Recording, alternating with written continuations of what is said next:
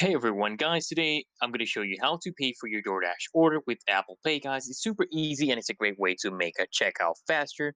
So let's get started. So, first things first, guys, you want to actually make sure that your Apple Pay is set up, right? Before anything else, make sure that your Apple Pay is set up on your iPhone. Just open your settings and you want to open settings, just tap on Wallet and Apple Pay.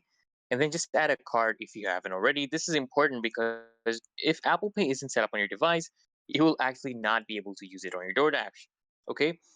Once you have done this step, what you can do is step number two is, guys, you can actually open the DoorDash app and choose your meal. Okay. So once Apple Pay is ready to go, open up the DoorDash app and start your order as usual and browse through the restaurants, select your items. And when you're done, basically, guys, you just want to tap the card icon to review your order. And then at checkout, guys, you will see different payment options. What you want to do is look for Apple Pay. It should be available as long as you're an iOS device that supports it. And if you don't see it, guys, double check that Apple Pay is set up on your phone and that you're using a supported device, guys. And then after you select Apple Pay, what you need to do is, follow the prompts to confirm your payment. You might need to authenticate using Face ID or Touch ID, or you just using your passcode depending on your settings. And once you authenticate, guys, Apple Pay will process the payment automatically.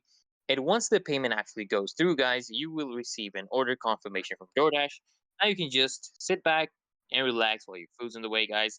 And that's it, guys. Simple as that. Using Apple Pay on DoorDash makes ordering very, very convenient. So you can give it a try if you haven't already. And if this video helps, guys, give it a thumbs up, subscribe for more tips, and let me know if you have any questions in the comment below. Thanks.